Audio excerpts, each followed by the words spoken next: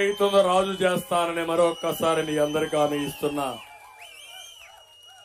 కౌలు రైతులకు కానీ రైతు కూలీల కోసం ప్రత్యేకంగా కార్పొరేషన్ పెట్టి రైతు కూలీల్ని పూర్తిగా ఆదుకునే బాధ్యత నేను తీసుకుంటానని మీ అందరికీ హామీ ఇస్తున్నా.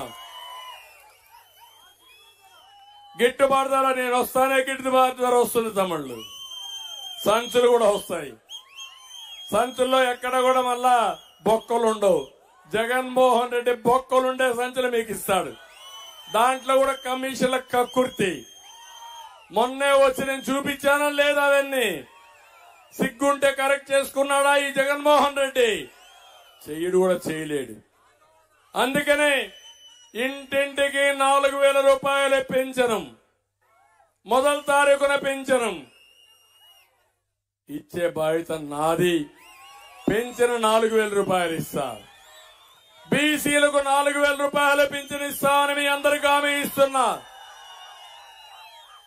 4,000 రూపాయలు కూడా 50 సంవత్సరాల వయసు పడిన బీసీలందరికీ అర్హత పెడతాం.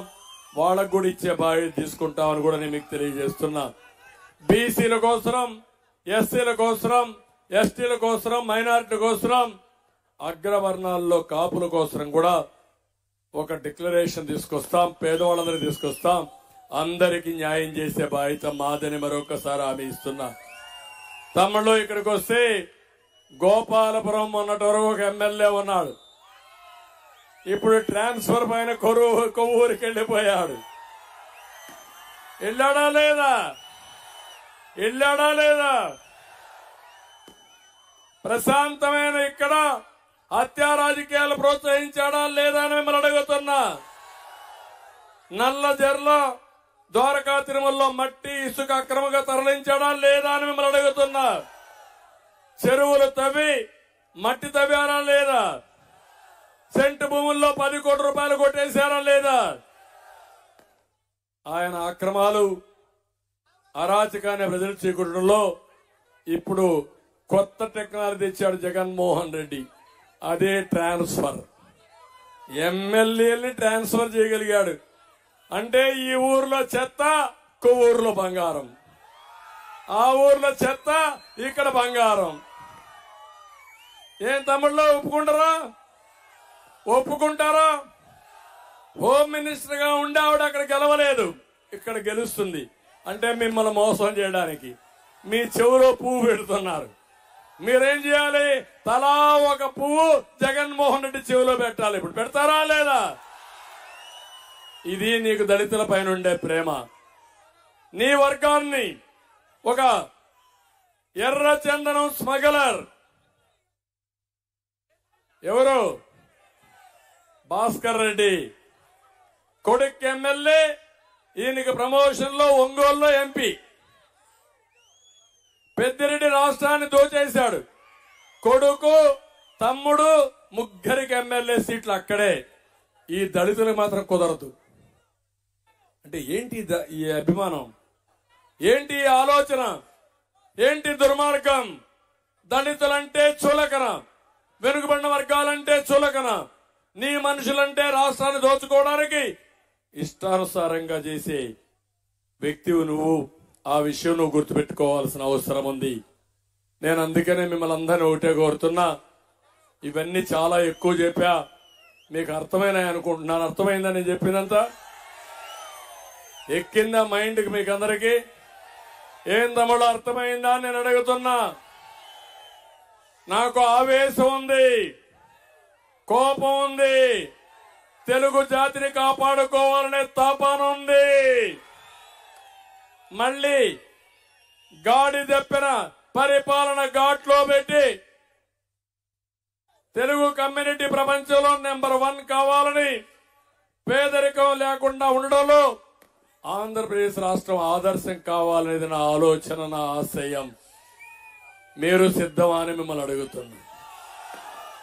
మేము పెట్టుకున్న పొత్తు 3 పార్టీలు కలిసిన విధానం మీరు చూస్తే ఒకే ఆలోచన, రాష్ట్ర ప్రయోజనాలు కాపాడాలని, మళ్ళీ ఈ రాష్ట్రాన్ని బాగు చేయాలని 3 పార్టీలు కలిసి పనిచేస్తాం.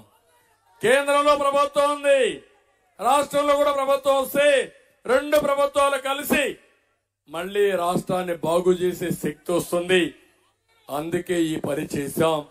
దయచేసి ప్రతి ఒక్కరు అర్థం చేసుకుని ఈ అలయన్స్ ని మేము కలిసిన విధానాన్ని అర్థం చేసుకుని మా కలయిక మీకోసరం, రాష్ట్రం కోసరం, ఈ పిల్లల భవిష్యత్తు కోసరం, పుట్టబోయే పిల్లల భవిష్యత్తు కోసరం, అరాచక శక్తుల నుంచి కాపాడడం కోసరం, సైకో నుంచి రాష్ట్రానికి విముక్తి కలిగించడానికి మేము కలిసాం.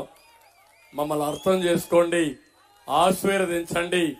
మళ్లీ నేను చెప్తున్నా, నా జీవితంలో కోరికలు లేవు. ఒకే కోరిక, నష్టపోయిన తెలుగు జాతిని కాపాడుకోవడం నా ఆలోచన. అదొక్కటే నాకు ప్రగాఢమైనటువంటి నమ్మకం. ఈసారి మనందరం ఒకటే గుర్తుపెట్టుకోవాలి, 5 ఏళ్లు ఒక్క ఛాన్స్ కు మోసపోయి తల నిమిరి బుగ్గలను ఎక్కడికక్కడ సర్ది ముద్దులు పెడితే మోసపోయాం. ఇప్పుడు మళ్ళా వచ్చి మీకు ఒకటి చెప్తున్నాడు, అన్ని చేశా, నేను చేసింది కరెక్టే చేయమని. నువ్వు చేసింది అన్ని తప్పులే, నువ్వు చెప్పేటన్ని అబద్దాలే. అలాంటి వ్యక్తి మనకొద్దు. దయచేసి మిమ్మల్ని అందరినీ ఒకటే కోరుతున్నా, నన్ను అర్థం చేసుకోమని కోరుతున్నా. నేను చెప్పే విషయాలు చర్చించమని కోరుతున్నా. ఎమోషన్లో చెప్పిన వాస్తవాలు మీకు అర్థం కావాలని గట్టిగా చెప్తున్నా.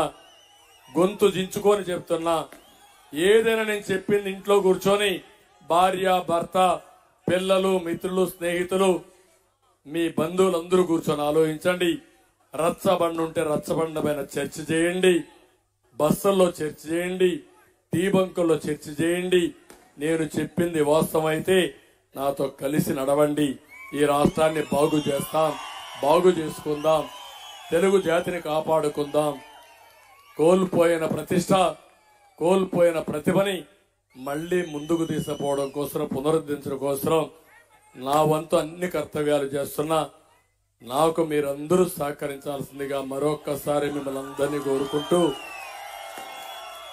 ఇక్కడికి వచ్చినప్పుడు బాపిరాజు విషయం కూడా ఒక్క మాట చెప్పాలి. ఎందుకంటే బాపిరాజు కూడా పార్టీలో పనిచేశారు. అదే మాదిరిగా మనం కూడా బాపిరాజు గారికి తాడేపల్లిగూడెంలో ఎమ్మెల్యేగా పెట్టాం. తర్వాత జిల్లా పరిషత్ చైర్మన్ ఇచ్చాం. జిల్లాలో కూడా పార్టీకి ఎనలేని సేవలు అందించారు. నేను ఆయన కూడా రమ్మన్న, రేపు కూడా వాళ్ళందరితో నేను మాట్లాడతాను. కానీ ఒకే ఆలోచన, అందరూ కూడా ఒకటి ఆలోచించండి.